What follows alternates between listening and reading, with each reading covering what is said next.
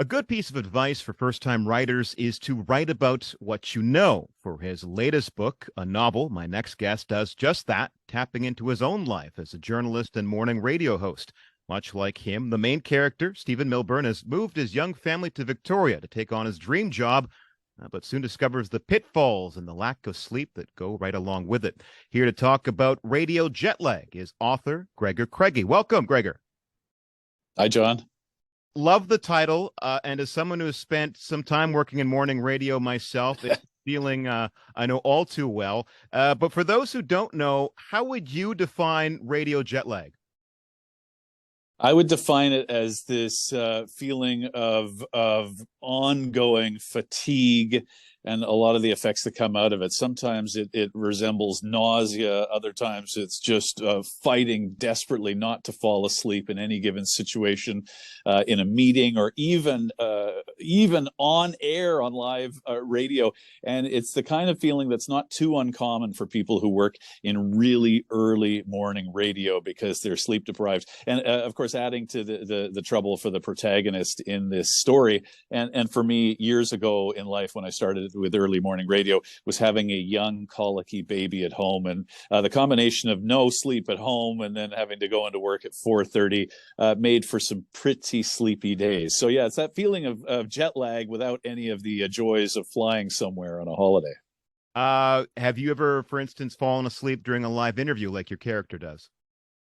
I have come extremely close, and I want to just emphasize that was years ago, John, but it has I've been on the verge a couple of times years ago, and those were nights where, let's say it was 2 or 3 nights in a row of getting maybe 2 or 3 hours of broken sleep, then getting up at 3:45 to go to work, and then having a phone interview at sort of 6:10 in the morning and thinking, I'm just going to close my eyes for a second, and then anyway, and then snapping out of it. But I've come close, let's put it that way. And there are stories, there are legends of people falling, and I won't name stations or names, but there are stories of people just completely going under and getting a few Z's live on the radio. I may have witnessed a couple of those myself. Now, having said all that, how do you find the time to write a book? In fact, this one is your third.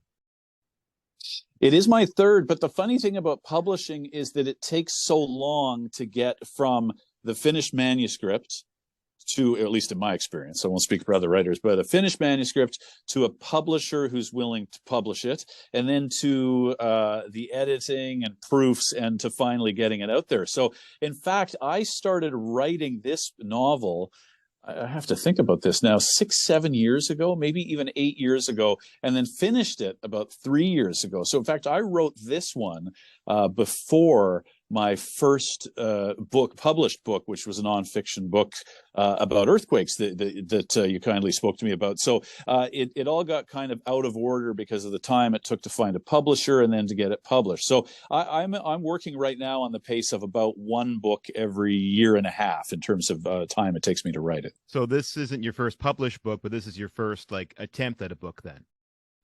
Yeah, exactly. Yeah, unless you go back to my early 20s when I was writing something else, a novel that I wrote when I was living in London, England, about 20 years ago. And when I went back and read it, I didn't like it and didn't think it would get published, and it hasn't been published. But so this is the first book I tried to get published, and it's the third one that actually has been. Well, every great writer has a trunk novel or two, I suppose. Yeah. Now the narrative is broken up by scripts of imaginary radio commercials. Some of them very funny, almost like you had too much fun writing them. Working for the public broadcaster, do you miss commercials? I do, actually, and having worked for private radio as well, it's one of the things I miss about it. The commercials are sometimes incredibly creative. Sometimes they are that funny, I think, and sometimes I got probably a bit carried away. I imagine this fictitious radio station, CIFU, being a bit over the top, and that went into the commercials as well. But I absolutely do miss some of the commercials, and I actually sometimes still, my kids get irritated with me, I still sometimes sing some of the ads that were ingrained into my own permanent mental soundtrack from my days working at News 1130 and other stations. I can sing them all too. I hear them all day long. Yep. I love the little bits of radio lore, the call letters, CIFU, CLOL, the little jokes like that throughout the book. On a more serious note, though, Stephen, like you, is the father of three boys. In his case, a toddler and newborn twins. How hard is it to navigate the life of a morning radio host along with the demands of family life? Well, it was really hard, and this novel focuses on the early days, but it has been difficult. It was certainly difficult in the early days. I didn't have twins, but we had three sons in a row, as it were, over I guess the course of 6 years, and none of them really slept well for the first 2 years. So I wouldn't say 2 years of agony with each, but 2 years of a real challenge, trying to get enough sleep, and then to a job where you have to focus so intently on what people are saying. I mean, you know what this is like, John, where you have to listen in order to follow up with questions. You can't just go from a list that bears no resemblance to what they're saying. So you have to listen to follow up with other questions, and that could be a real struggle. I wouldn't have made it through those years without the cup of coffee that you see featured on the cover page of the book. But I've also found it difficult in years since because, you know, my wife, who has not suffered through all of it, but suffered through some days of sleep deprivation. She's the one who's got to get the kids off to school every morning because I'm at work. I'm telling people whether, you know, it's going to be a high of 9 or a mix of sun and clouds,